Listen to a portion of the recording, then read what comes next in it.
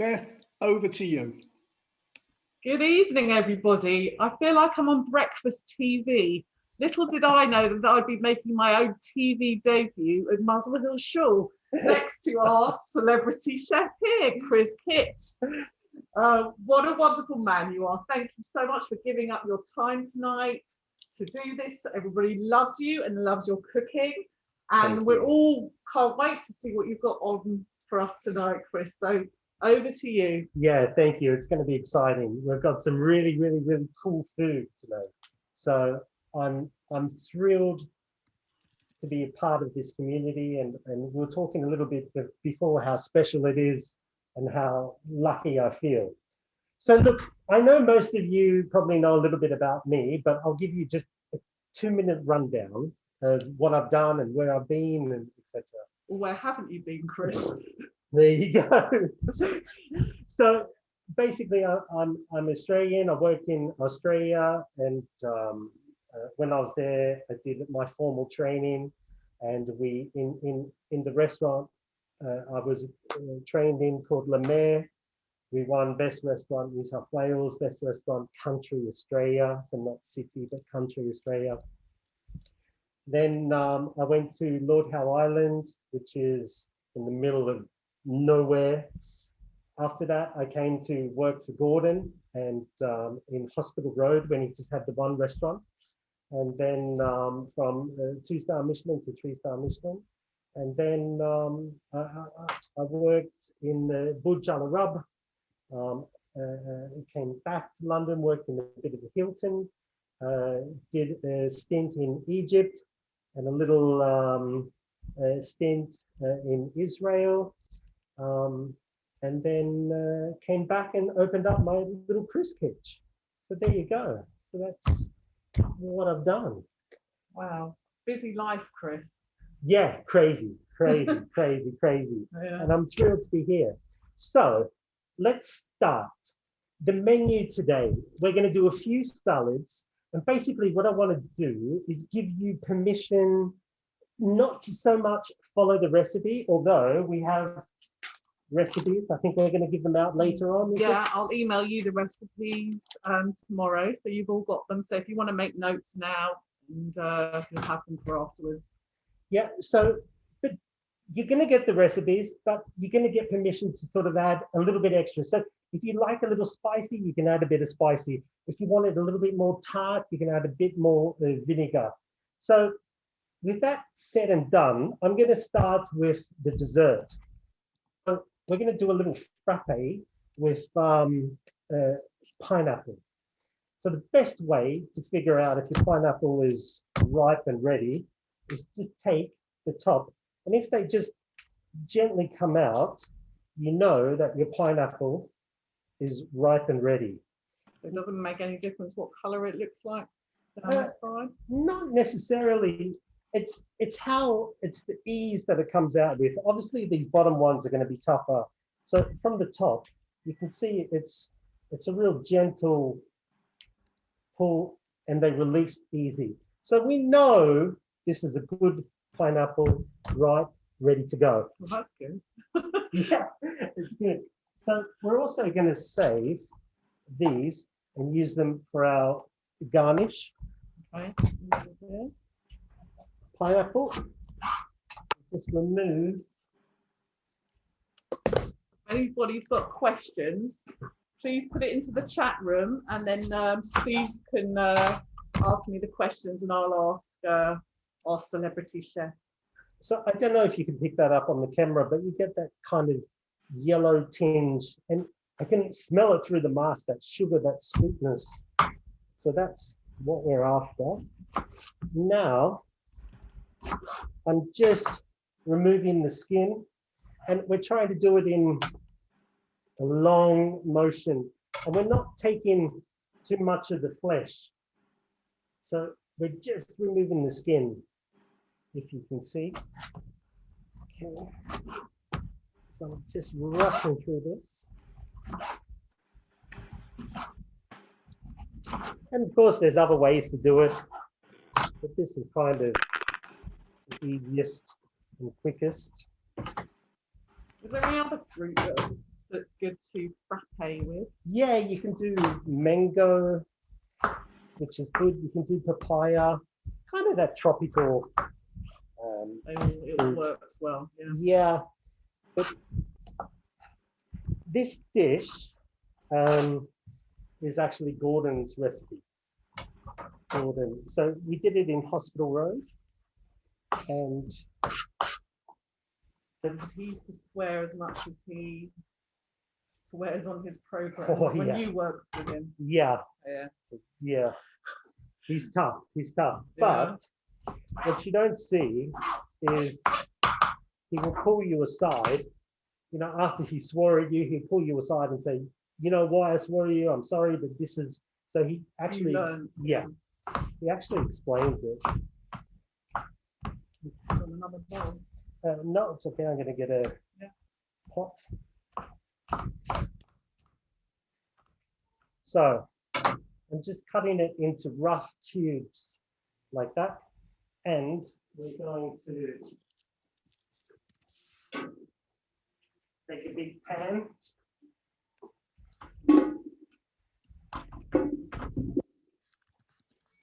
Just put it there, ready to cook. So obviously, this is quite a large pan.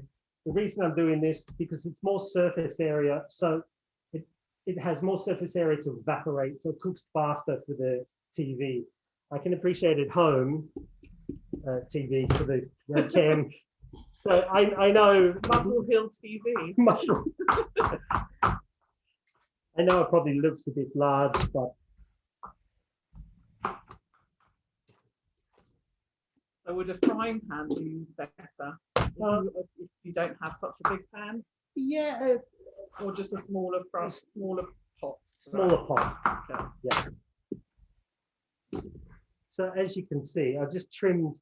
So what we don't want is these little black spots. This is really bitter and the thing that ruins our dish.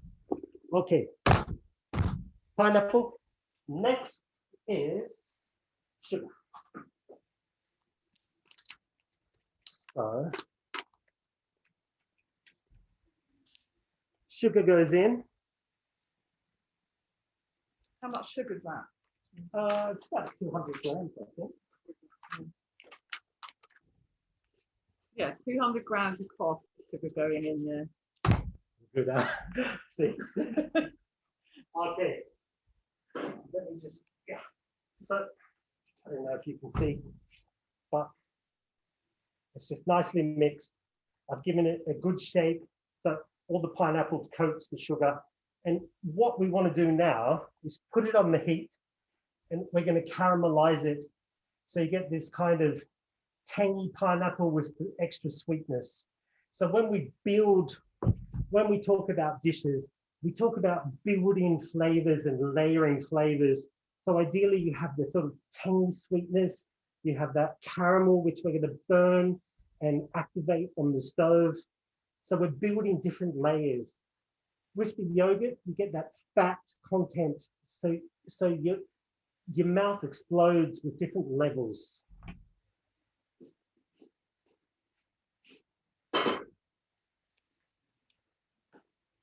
Okay, that goes on. Just wipe down my board. You were saying something to me before about how you start with the last thing first. Yeah. Why is that? Why was it? So basically, we're talking about in order of food. So because the pineapple takes the longest to cook, we're starting with that first, even though it's the last dish. And I know it doesn't sound logical, but ideally, we kind of don't want to eat searing hot caramel. It needs to cool down. So we're looking at all these steps in the process of cooking the dish, the menu. Does that make sense? Yeah. Okay.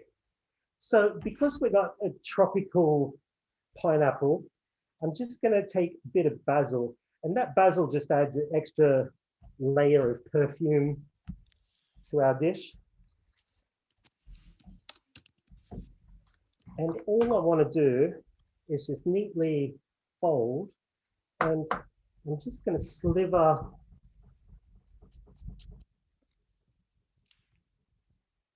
just roughly chop. The stalks off because are they too bitter? Is that why? Yeah, and we just, you don't want that really woody crunch. You just want that. So The leaves and better flavour.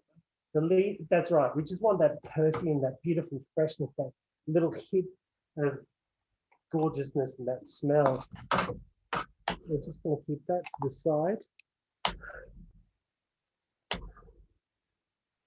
Like that. Already you can see slowly our dish is building. We've got the pineapple on, we've got the leaves, we've got the basil. We get our yogurt ready.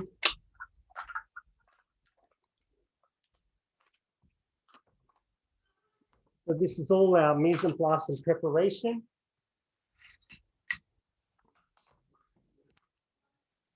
Yeah, nice.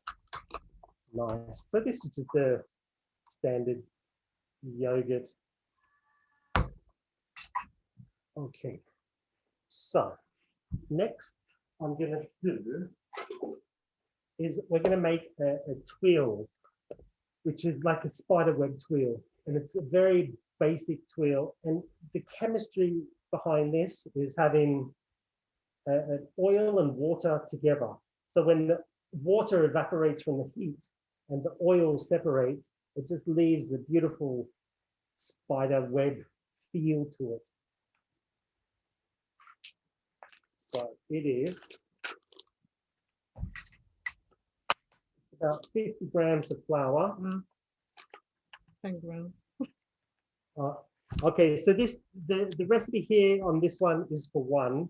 So you're making. Yeah, I'm going to do for like Right. 4 or 5. Yeah. So portion. Right.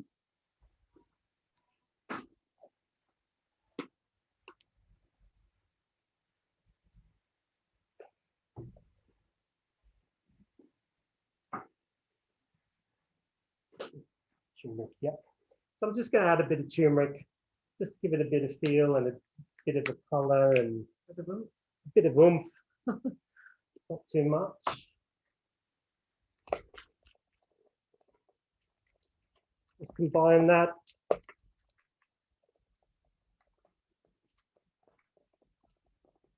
And just a bit of water. So here you go. It's hard to see. Let me just give it a good mix. Now, very runny consistency. Yeah, Yeah. very runny. Now the thing with this is you might need to add a touch flour, touch more. It's a little bit of testing. So test one, see how it goes. I did some earlier, took me 2 or 3 goes to get it right. Okay. So let's give it a shot, yeah? I'm just going to go to the pan.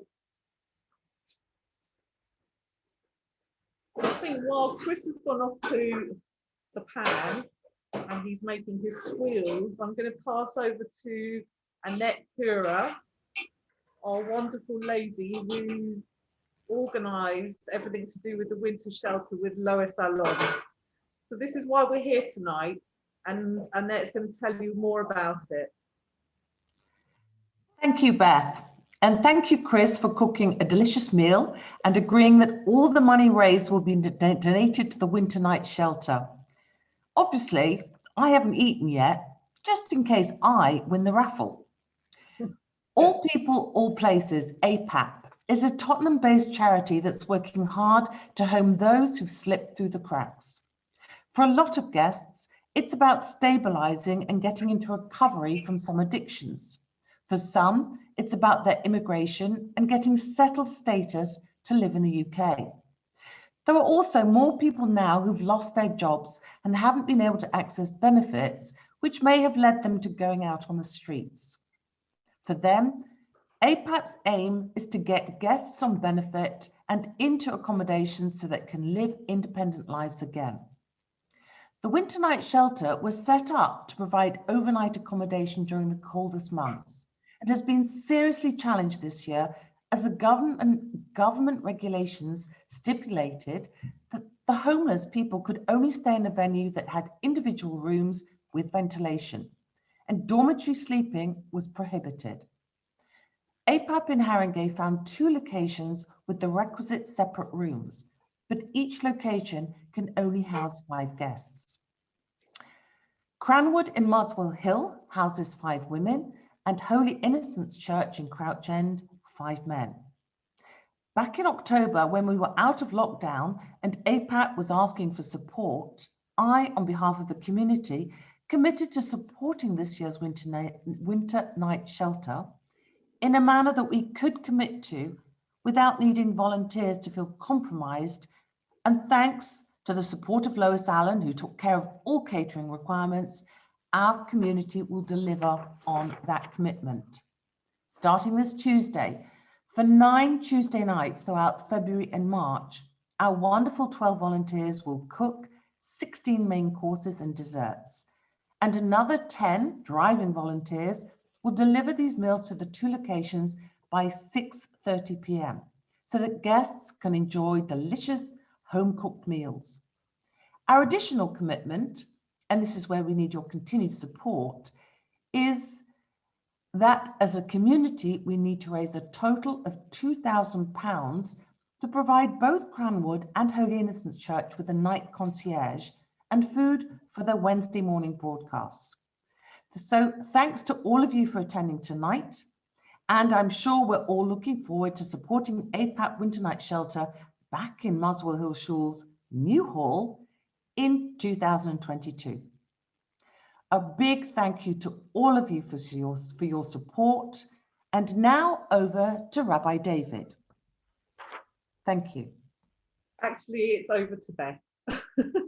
Unfortunately, Rabbi David wasn't able to join us this evening. I can smell some delicious smells going on in the background. I'm afraid you'll have to imagine this. It's gorgeous. It's the pineapple and the sugar all cooking together, which is rather delicious, isn't it? Can you see what he's just made? I don't know. Yeah. So you can see that it's just this beautiful texture. It's crispy and it's really funky and cool. Easy peasy. Easy to do, yeah. Thank you, Annette, for that. And thank you for all the people who volunteered to do the cooking as well. Without you, this wouldn't be happening. So thank you to everybody. Okay. There you go. This is our mise en place. We're getting ready. So slowly the dish coming together. We're just going to gently put that there. Do you want me to plate one up now? Yeah. Okay. Is it going to mush? Or? Yeah, no, it'll be fine. Okay. Would you like a plate? I got. You got? Okay. So I don't know if you can see, but it's slowly starting to caramelize, and just here you get the sort of that golden crispy from the sugar. Just needs a bit more. A few more minutes? Yeah. Okay. So let's just put that to one side, and I'll start on the next dish while that's cooking. Okay, so tomato salad, pretty straightforward. This is quite a simple ingredients, but we're treating it in such a sort of modern way. So we're going to treat it almost like a meat. So this is our meat, and in essence, we're going to make a tartare out of it. So top, tail, cut it into quarters.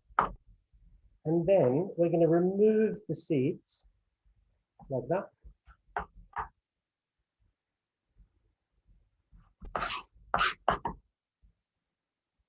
You're going to use the seeds for anything, Chris? Not necessarily in this. Normally what I would do is strain it out and squeeze, get all that water and then reduce it and make a tomato sauce. But that takes a bit of time. Here.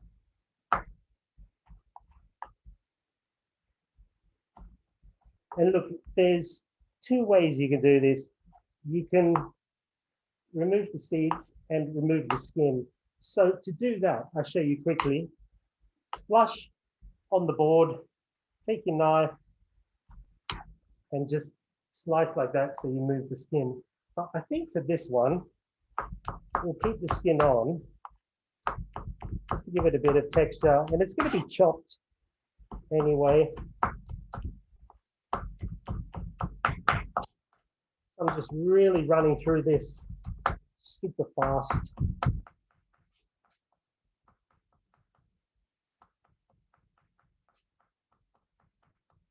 Just roughly chopping.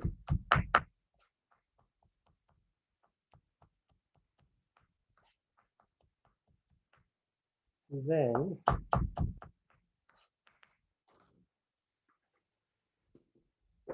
Let me give that a stir. yes, please. Good idea. Okay, so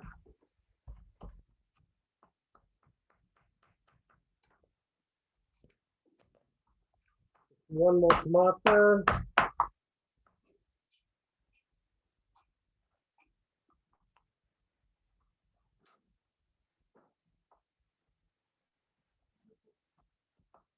And then a little bit more. A little bit more. Pineapple just needs a little bit more, but it smells absolutely amazing.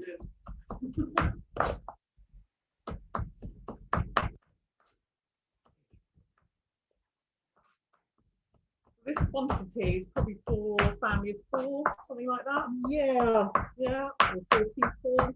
yeah.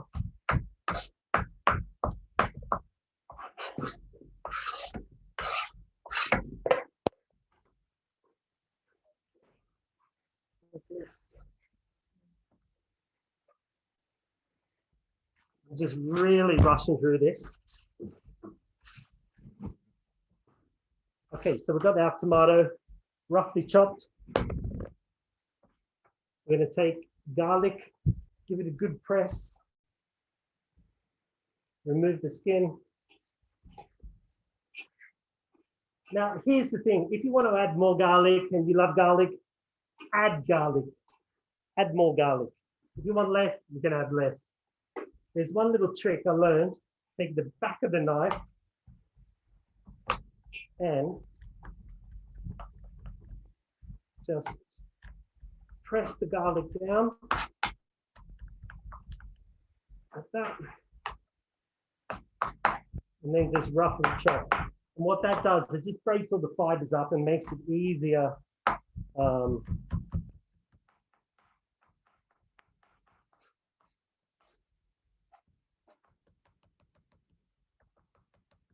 One large clove, yeah? Yeah. And obviously, you want it a bit stronger than your. Yeah, correct. Yeah, correct. So that goes in. Onion, remove the skin.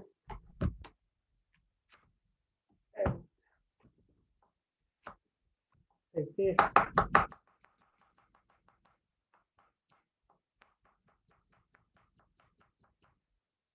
Wow, I wish I could do that. Yeah, Just give me some private lessons for that afterwards. takes time, doesn't it? So the trick is, when you cut, the knife runs along this part of the knuckle. The fingertips are tucked under. So the knife is just going up and down, and this hand just brings it across, basically. So that's the trick to cutting fast. Okay, this goes in. Now, it's about the seasoning. So here's the thing. If you want to add a little bit of chili and you want that spice, you can add it in. If you don't want, you don't have to. What we've got now is we're going to add some nice herbs to it. If you like extra basil, you add basil. If you want more chives, you can add the chives.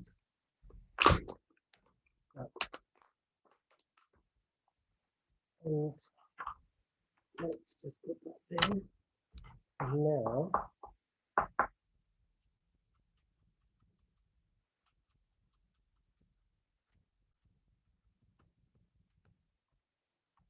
just chopping them nice and fine. So I'm going to get that nice flavor, that perfume.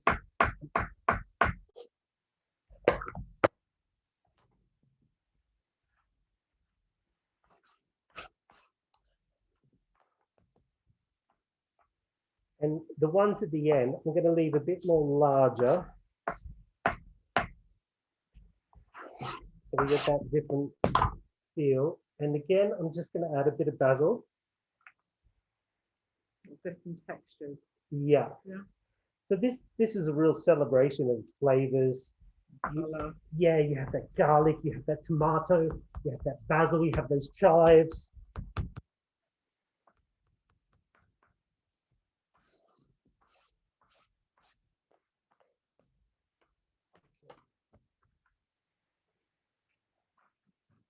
And I'm going to put just a little bit of sugar, a little salt. Can you do without the sugar? You can do without sugar. You can, absolutely. Absolutely.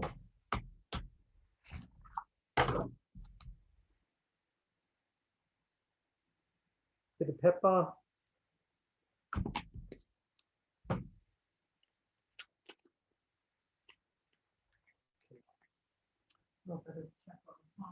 Yeah. Okay. Let me see one up. Perfect. Okay.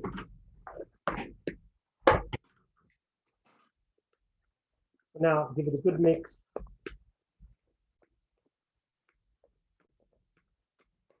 And you can see the principle behind that. So it's almost like a beef tartare, or it's giving it the same respect as that same dish. Okay, just let me clean down more.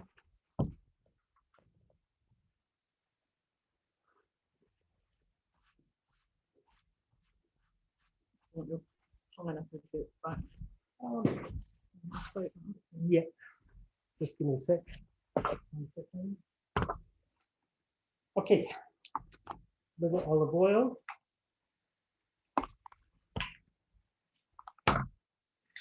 Another little mix. And this just gets set to the side. I need to add a touch of vinegar.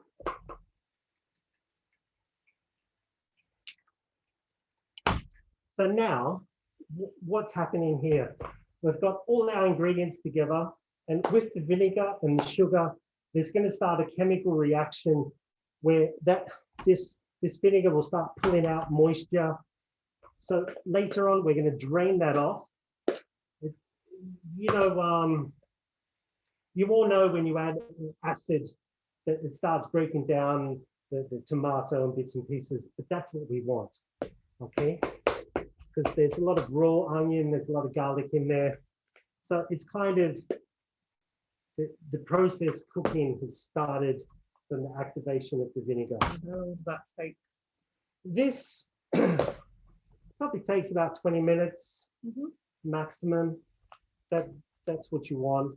And then you can drain it off, and then we re-season it and serve it. Super. Okay. Steve, have we got any questions from anybody? Yes, we have. I've got a couple of questions here for Chris. Okay, shoot. Okay, so Judith asked whether it's okay to freeze fruit or vegetables or herbs that you've got left over, or whether they lose flavor and goodness. Yeah, so you can absolutely freeze. Like coriander is a good one to freeze, and I've seen a lot of people freeze meat. But what happens is with the essential oils, you start to damage them. So any really strong aromatic herbs, you will lose a little bit, but it's better than throwing it out. Gotcha. So you can absolutely do it. And fruits like which are quite fibrous, like pineapple would freeze well. It's high in water. Watermelon freezes well. So yeah, absolutely you can. So how would you freeze herbs, for example? You can put them in a nice Ziploc bag, freeze them. So Or in like an ice cube tray. yeah, And you can just pop out each single one. yeah, definitely. Can. So another question, Chris, was what kind of vinegar were you using there? Was it a wine vinegar, a balsamic, a regular vinegar? This is the one here. Apple cider vinegar. Lovely, thank you. And can you substitute date syrup or brown sugar for the white sugar that you used in the pineapple recipe? Sure can. Look, you can use the brown sugar, you can use the date sugar. I think I just used the white caster sugar. So yeah, Okay. but you can add a muscovado sugar, that's for sure. That is for sure. Okay, so now with the pineapple, I don't know if you can see, but it's just gorgeous. It's caramelized. You have that kind of, Greg is salivating over there. it's just amazing. So all I'm going to do, put it in a bowl. I'm just going to take a whisk, and I'm just going to break it up. Just start to give it a good sort of pounding. I don't know if you can see, but there's quite a lot of steam coming. So that's one of the reasons why we wanted to do it first. It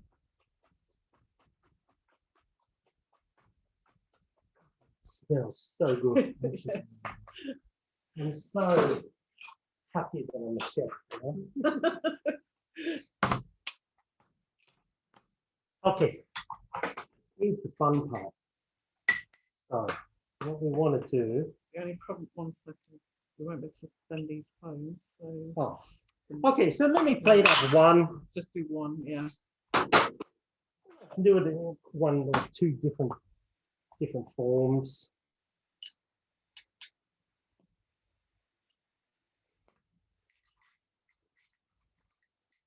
So now all we're doing is I'm just squashing it down.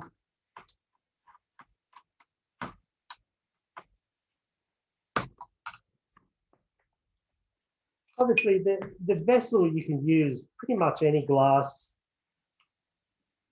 Let's do this one a little bit like that. Yogurt.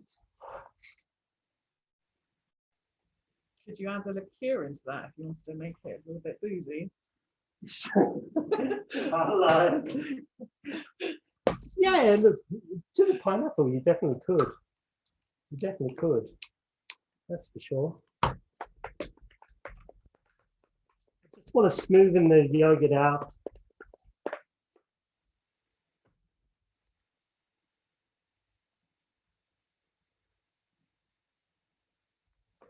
So it just becomes gorgeous little.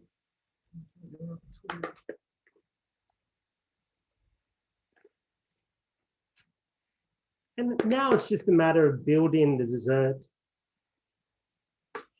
A bit of basil too. I'm going to build it up some more.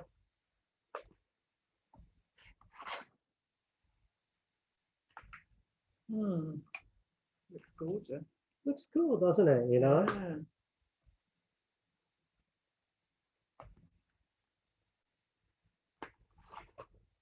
And some of this juice.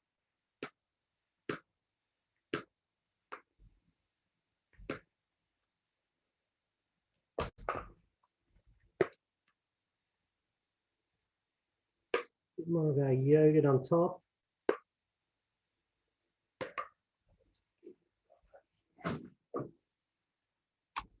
And we'll take our leaves. You can trim them up.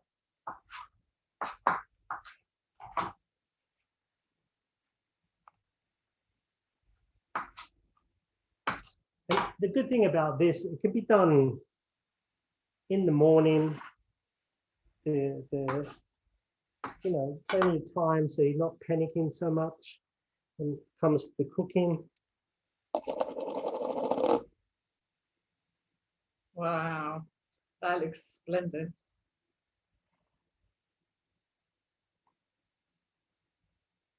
There you go. Beautiful.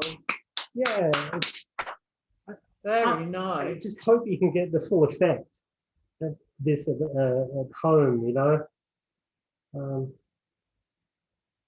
don't know if you can see that. There you go. Okay, Gorgeous, Chris. just nice, easy, Yeah, so lovely. simple, so simple, so simple.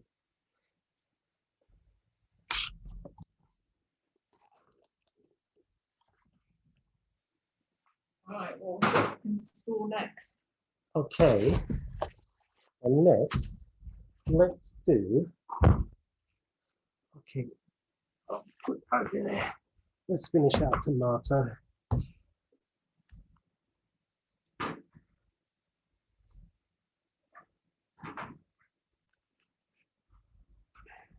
Okay. Any questions? Anyone wants to? Any questions, Steve? No, I think, oh, there was one last question. Yes. Somebody was asking for a little bit more detail about how Chris made that spider's web thing with the sugar or flour. Yeah. So I'll give you a link of a YouTube video, and it's very easy. So there's just the flour, the water, the oil, and it's just getting the temperature right in the pan. So it's quite hard to. Yeah, it sort of looks like you'd make a pancake, but it's runnier, and it, as he says, it's actually quite easy. Yeah. So. And I think Judith Morgan asked whether that would be okay to use a dairy-free yogurt if you wanted the dessert after a meat meal, and I'm sure Oh, that. hell yeah, of course, yeah, absolutely. So basically, we're talking about constructing a dish where there's sweet, a little bit of sour, we have a little bit of perfume, and that little bit of fat content. So that fat content can be non-dairy, dairy. Yeah, like a soya yogurt. Exactly. Plain soya yogurt you could use for that. Exactly. Exactly. Okay, so we have our little mix here. I just added some salt.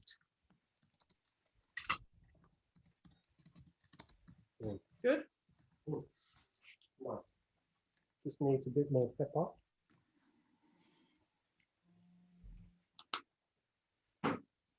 More oil.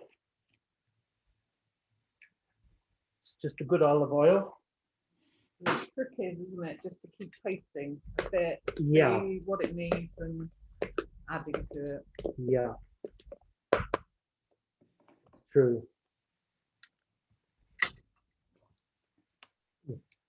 That's amazing. Okay. So, here we go.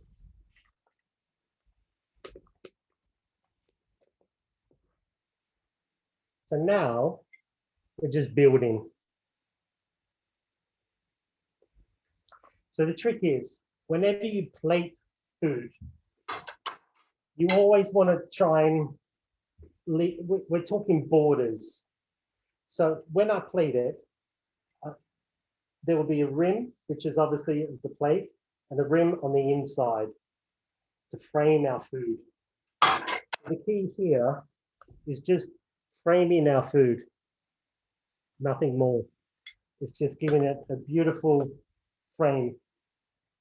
So, and that's what they talk about when clean lines and etc.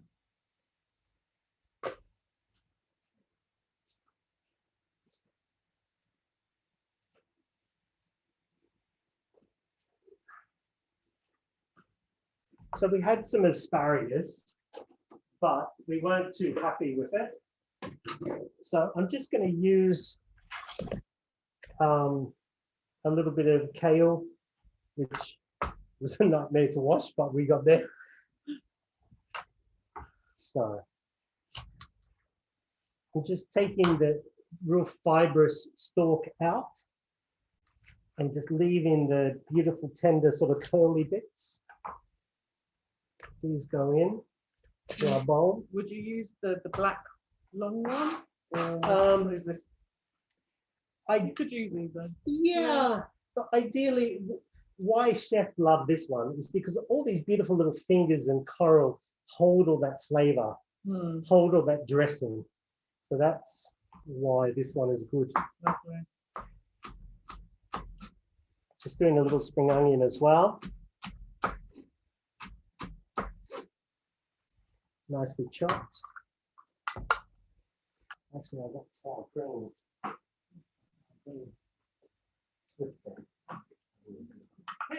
Oh. That's what. Yeah.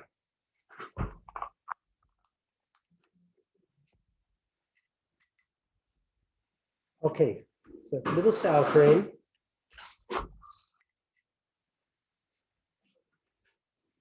A little bit of our apple cider vinegar.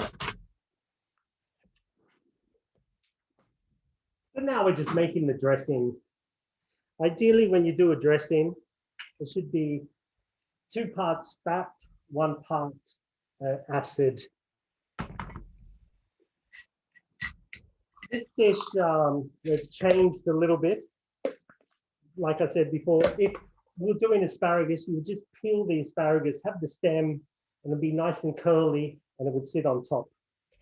So now, I don't know if you can see, but now it's just a matter of getting that kale and sort of massaging it, pushing all those flavors into it.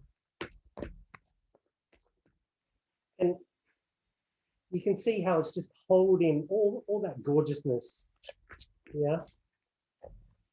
Gonna add our spring onion.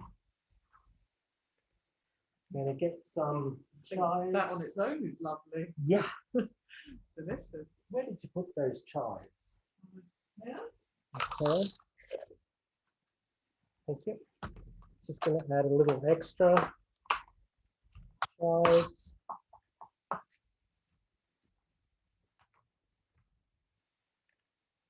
Last minute. Little salt. Bit of crumb. Bit of pepper. Okay. Real gentle mix now. So the kale was a bit heavier. Now with the other ingredients, it's just a gentle mix.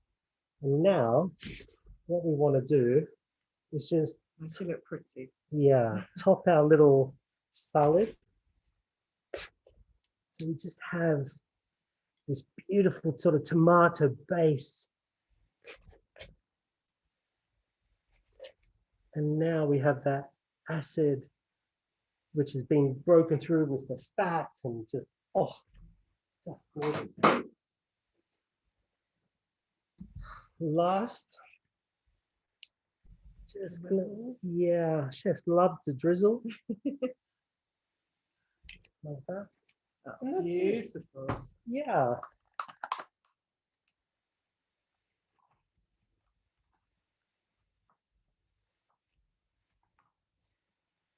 Now, a little bit of height. No, There you that go. That looks posh. Yeah, that's cool. And it's easy, no? Very nice. Easy to do.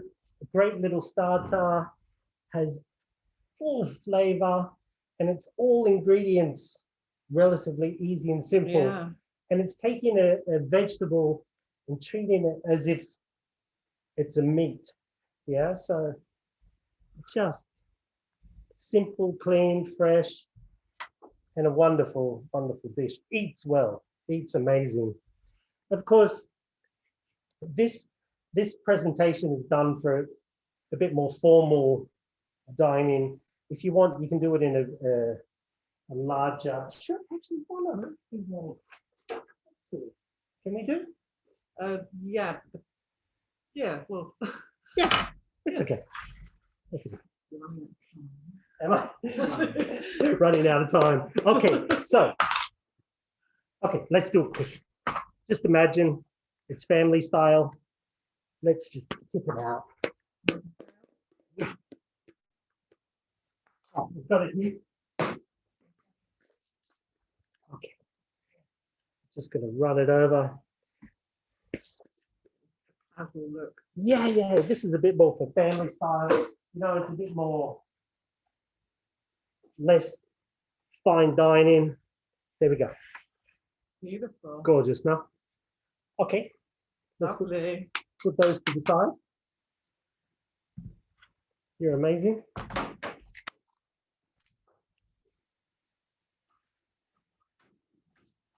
Okay, this is my favorite salad. Salt, pepper. Yeah. I'll show you a trick. Just I haven't got very much olive oil there.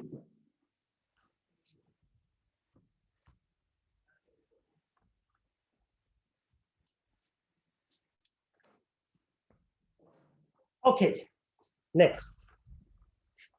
So this is cabbage and apple salad, and we do this one in the cafe a lot. I shouldn't.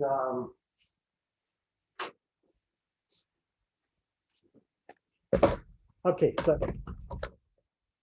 mandolin, and we're just slicing super fine, super fine. So you can see like paper thin.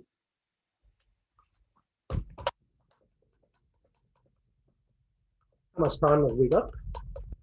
I'm sure people aren't going to mind if you go over time because it's also delicious. Some overtime, yeah.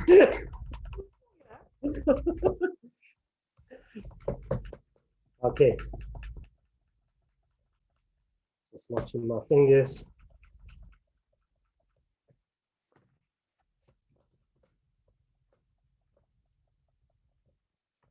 This would move the seed.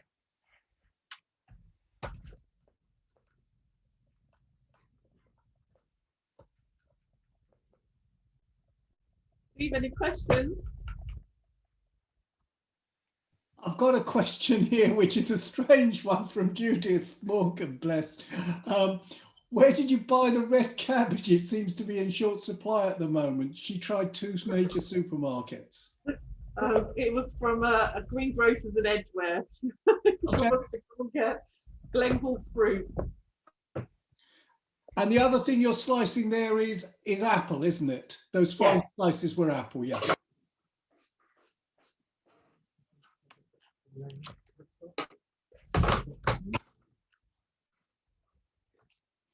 Okay, so quite simple. Apple is in. We're just going to take some mint, really roughly chop. There's no trick or no special thing. Get thrown in. The stem, if you want, we can break all the essential oil. I'm just crushing it now, so I can smell through my mask. Yeah. That goes in.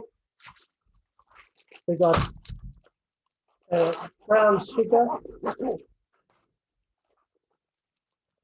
Gonna put a good tablespoon, I guess, in. Cabbage. Now, just do the same with the apple. And the acid content can be a balsamic, or we've got the apple cider, so we're going to use that. It goes quite nice with the fresh apples. And obviously, if you haven't got a mandolin, just pre-slice it, or grater, or yeah, you could grate it, you could pre-slice it. This goes in. Little oil.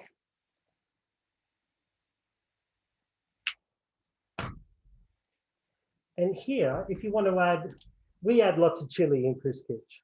I mean, I would have got you. yeah. But this salad, it can take raisins It can take cranberries. It can take, so this is the foundation.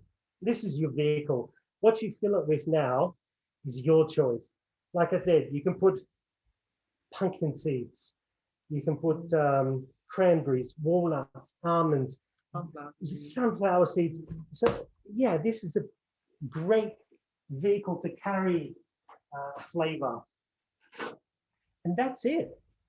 That's it. If you want a little squeeze of lemon juice or lemon zest, you can. How long would that keep for in the fridge? It doesn't keep very well in the fridge. Because it's an apple. Yeah, because it's apple, it's heavily spliced. Yeah. And now you just want to basically fluff it up.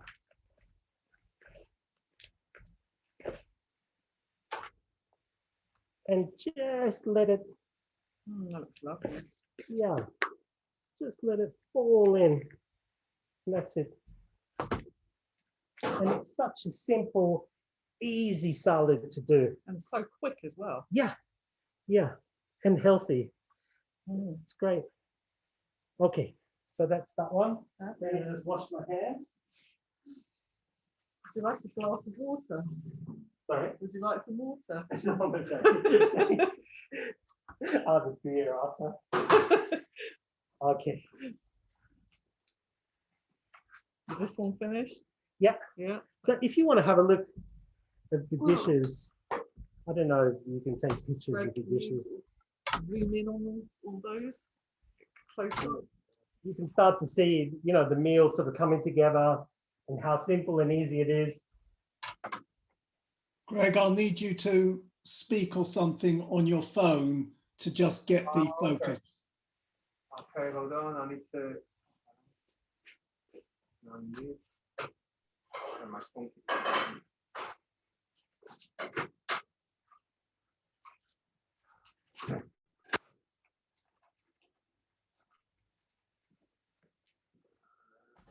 Okay, can you hear me now? How's that? There we are. I mean, we're good. We're there now, aren't we?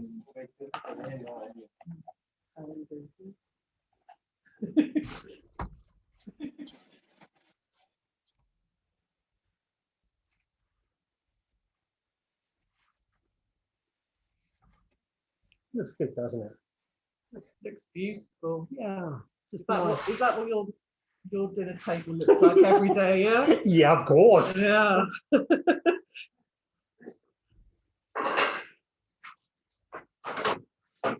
So Lois, you know now what to expect.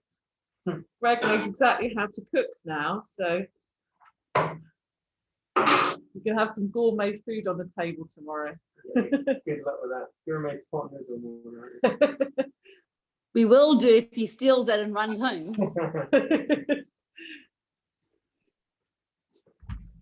Okay, let's do the fish.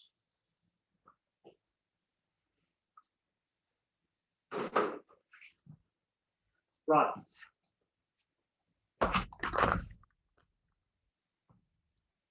So next, we're going to do a main course, and we're keeping this one super simple.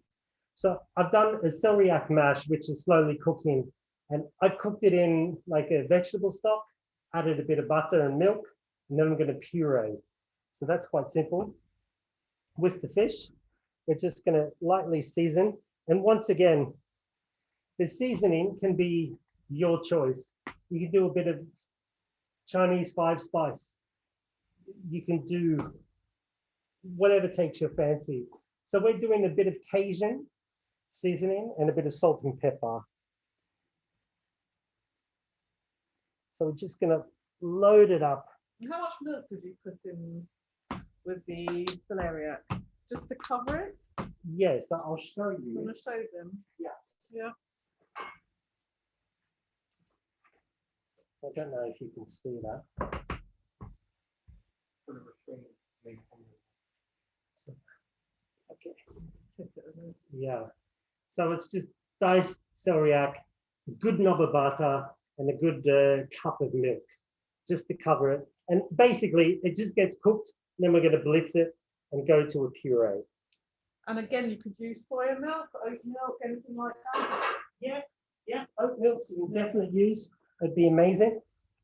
Okay, so with the fish, We're going to season both sides. A bit of pepper, give it a nice little kick. We're going to add lots of Cajun seasoning. And this is cod. The cod, correct? Yeah. Yeah. Could you use different types of fish? Absolutely. Or does this work better with cod? No, you can No, use, again, you can. yeah, you can use salmon. And now we're going to cook it. So the key to this one is pan control. So we're not going to do it too aggressive at the start. It's going to be a medium to low heat. Then we're going to slowly build up. Is that the trick of how not to let it stick? Yeah. I mean, you need some heat, but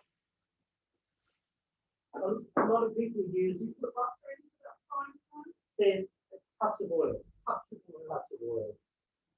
So a lot of the time, people start with a heavy pan that's too hot. But we're going to build up the heat.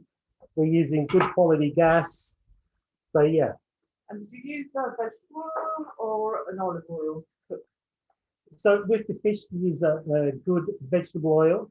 The reason we're using vegetable oil is if there's an olive oil, it's very fibrous. So it burns and goes bitter fast. So Okay. yeah. Okay.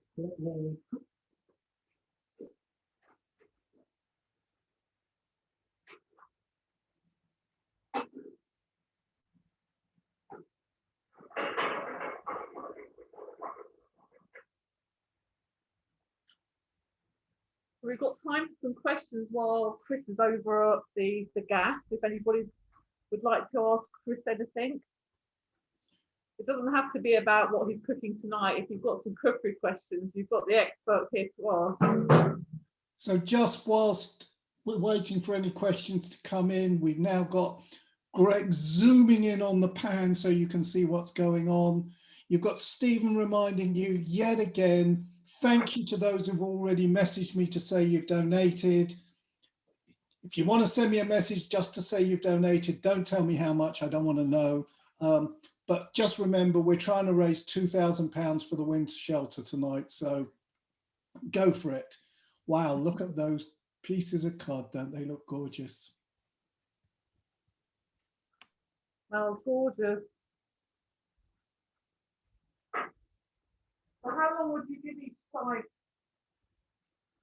Chris? Oh, good How do question. you tell?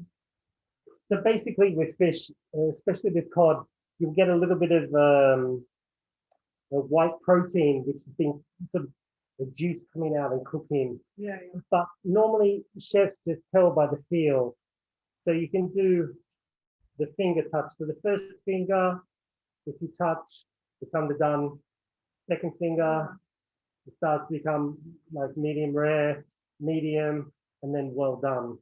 So if you feel like that, Interesting. it's different, yeah. Okay. And that works for most meats, all meats pretty much. Right.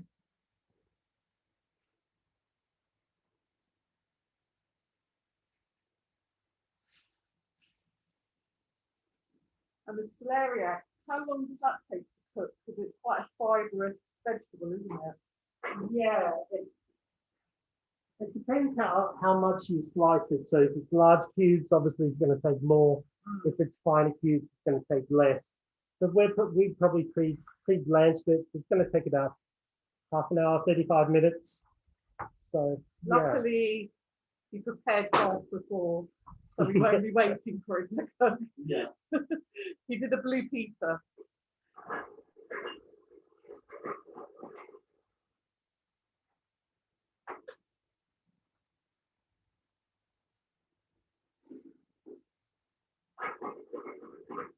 Okay, so let's do it. So I've got the celeriac.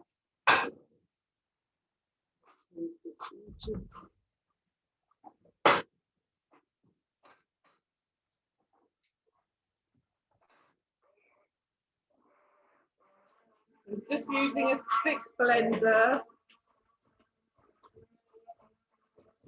You can see, yeah, you should be able to see. So he's blending the celeriac. Yeah, so I want it just nice and smooth. Yeah. Nice and creamy.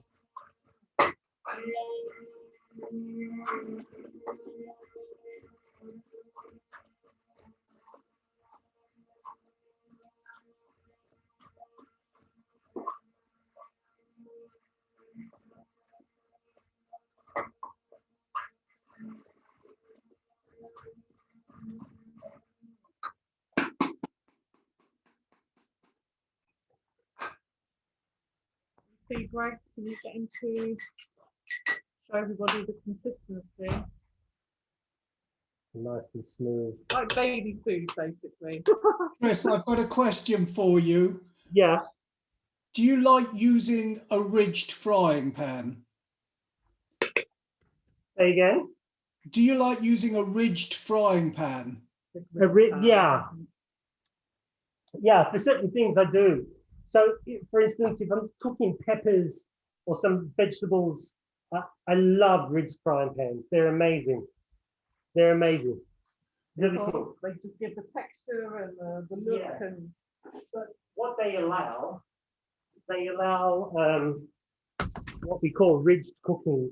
So the bars, you get the nice blackened, rich caramel, deep flavors, where in between is not. So you get that different context. And people don't think about that when they use it, you know? Okay, so for the purpose of TV, this could be a few more minutes, right? But I'm just, why do you say that? if you just have a look in there, it's not, It's see-through. yeah, it's clear. Right. Where we wanted a bit more opaque, a bit more cloudy. Well, we're not far off, but I know we're sort of pushed for time.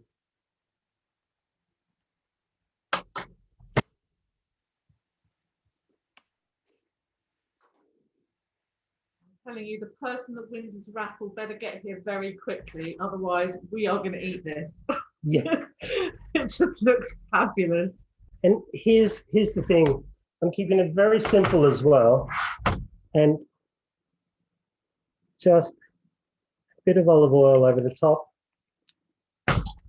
I was going to wrap it in black kale and cook it and then slice it, but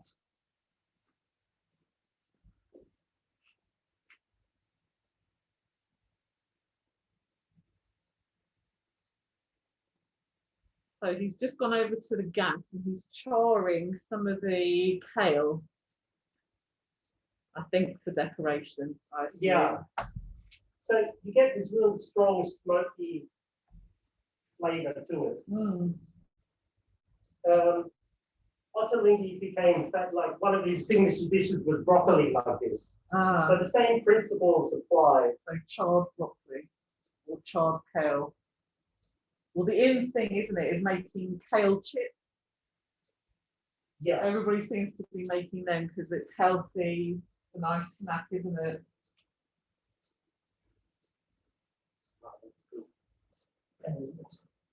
So this just goes Ah, on top.